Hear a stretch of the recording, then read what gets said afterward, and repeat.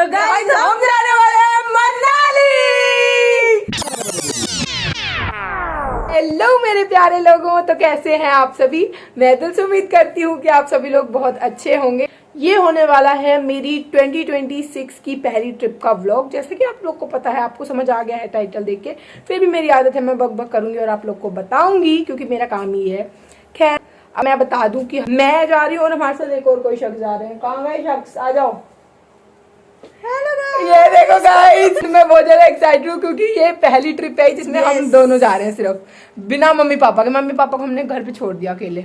हमने कहा ये हमारी फर्स्ट सोलो ट्रिप होने वाली है। बिना मम्मी पापा के। और मैं बहुत ज्यादा एक्साइटेड हूँ। अरे तो बता दो हम कहाँ जा रहे हैं, टाइटल से पता चली गया होगा। लेकिन फिर भी हम बताए थे। तो गाइस हम जाने वाले हैं मनाली।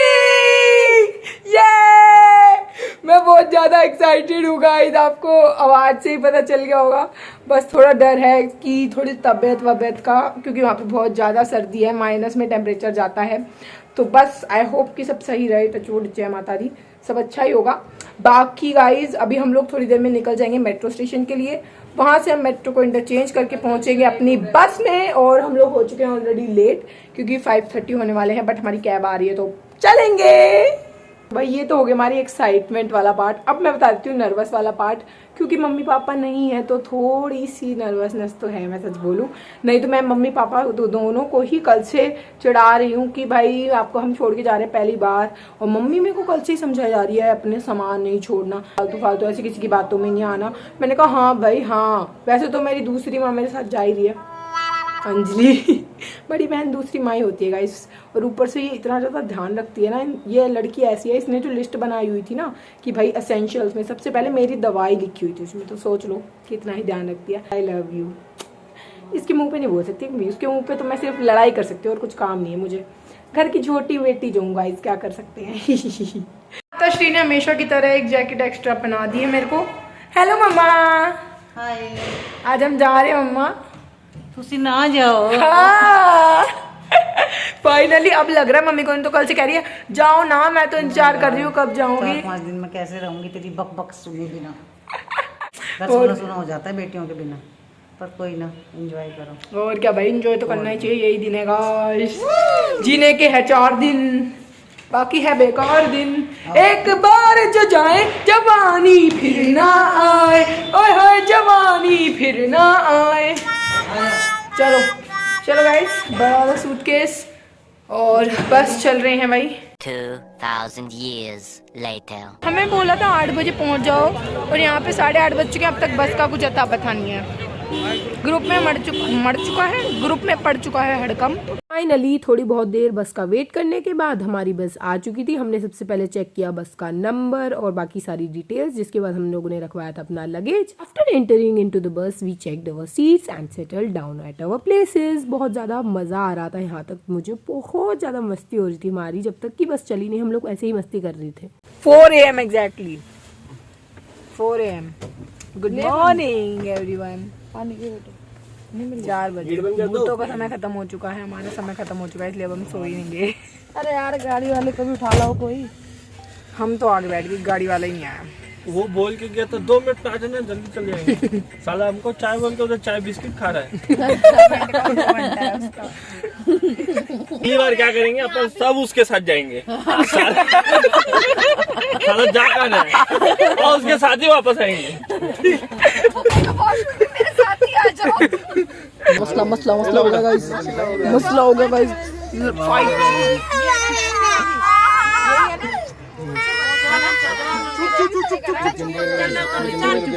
सब लग गए गाइस।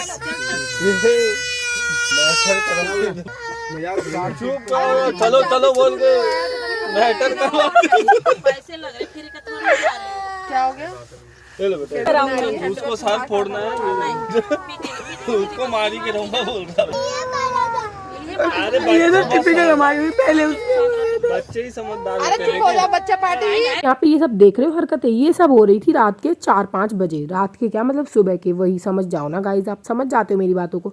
और ये सब हमें इतना ज़्यादा एंटरटेन कर रही थी ना, ऐसा लग ही नहीं रहा था कि यार ये क्या चल रहा है। कुछ लोग ऐसे अजीब अजीब से रिएक्शन दे रहे थे इन सब हरकतों पर, और मैं और मेरी बहन थे कि हमारी मस्ती रुक ही नहीं रही थी। हम इतना ज़्यादा हंसी मजाक कर रहे थे, मतलब एकदम देसीपना बाहर आ गया था यहाँ पे। और इतने ज़्यादा लोग थे ना, वो सब भी एकदम एंजॉयमेंट कर रहे थे हमारे साथ साथ। तो ऐसा लगा ही नहीं कि हम लोग कहीं बाहर है, एकदम फैमिली वाला एनवायरनमेंट लगा बस में। तो पूरा हंसते खेलते सुबह तक हम पहुंच चुके थे कुल्लू। तो अभी का ये अपडेट है कि अभी बज रहे हैं दोपहर के 3 और फाइनली हम लोग कहीं तो रुक गए, नहीं तो चल रहे हैं। बीच में रुक रहे थे तो थोड़ा रेस्टोरेंट वगैरह पे रुक रहे थे, और अब हम पहुंच गए हैं, रुक गए हैं कसौल के कैंप में, जहाँ पे हमारा जो टूर गाइड है वो हमें मिलेगा। और वैसे तो आज हमारा प्लान था कुल्लू जाएंगे फिर मनाली जाएंगे, बट कह रहे हैं मनाली में हैवी ट्रैफिक है जिस वजह से वहाँ जाना पॉसिबल नहीं है बस का। तो आज हम फिर कसौल में ही रुक रहे हैं। तब इन लोगों ने कहा है कि हम लोग जाएंगे मणिकरण साहिब और शिव मंदिर वगैरह।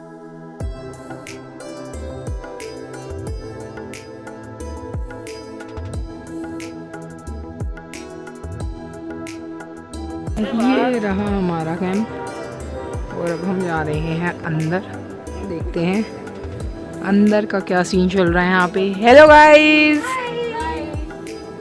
क्या चल रहा है?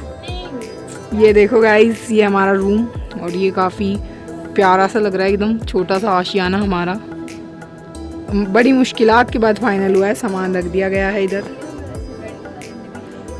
ये देखो guys, and look at the up thing. और मुझे बहुत ज़्यादा इसका ये पसंद आया लुक।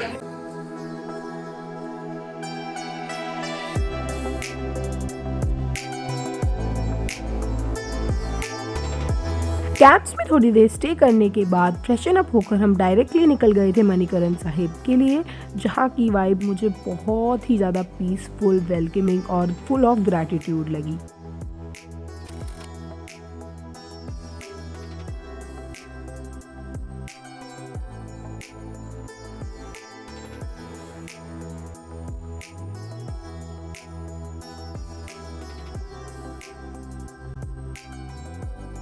मैं एक्सप्लेन नहीं कर सकती, पता नहीं क्यों मुझे गुरुद्वारे से एक अलग ही टाइप की अटैचमेंट है। हर बार जब मैं गुरुद्वारे जाती हूँ मुझे एक ही चीज़ सीखने को मिलती है, और वो है इंसानियत। अगर आप एक नॉर्मल इंसान है और मेरी तरह ज़्यादा सोचते भी नहीं है, फिर भी आपको वहाँ पर एक चीज़ देखने को ज़रूर मिल जाएगी, वो है इंसानियत।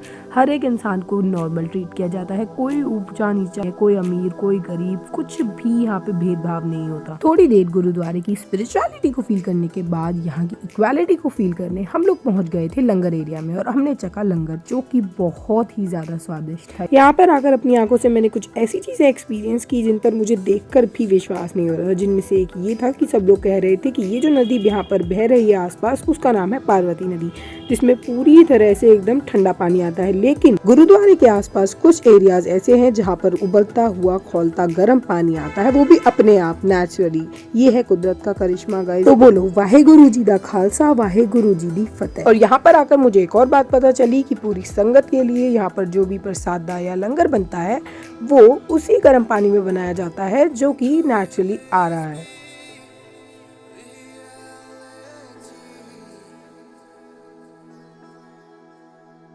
मणिकरण साहिब के दर्शन करके पहुंच चुके हैं होटल पे। अब जा रहे हैं, थोड़ा सा ट्रैक है नीचे तक, बहुत ज़्यादा ठंड लग रही है, मैंने तब से स्कार्फ ही नहीं उतारा है। फाइनली डिनर वगैरह करके अब हम लोग आ रहे हैं अपने कैंप्स की तरफ, और बहुत ज़्यादा ठंड है यहाँ पे। मेरी आवाज़ पूरी तरह बदली हुई आपको लोगों को दिख रही होगी, और वहाँ देखो पीछे है बोन फायर वगैरह। तो चलो फटाफट चलते हैं, बालों की हालत हो चुकी है ख़राब क्योंकि ट्रैवल ही कर रहे हैं सुबह से, तो इस वजह से चलो।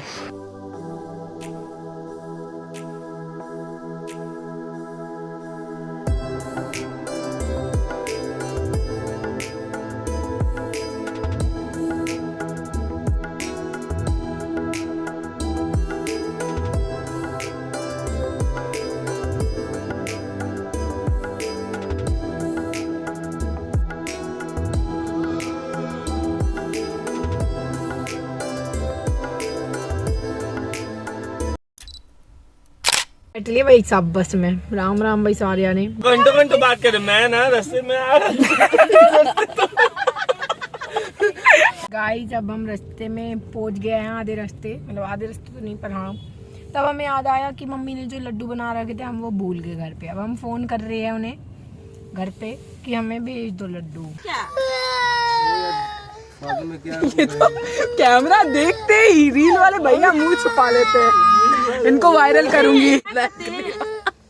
हम पहुंचते हैं नीचे। ओ भाई बैक वो वाला कैमरा भी ना तो मम्मी जा रही है ना पापा जा रहे हैं, वरना आज तक हम hello welcome Manali welcome Manali. Manali में हम पहुंच गए। लड्डू के वेट में खड़े हैं भैया। क्या ही ट्रिप है ये। ट्रिप घर से निकलते ही शुरुआत ही ऐसी हुई है, लड्डुओं के लिए वेट करना पड़ रहा है। भाभी को कर दिया मोन्टू आ गया।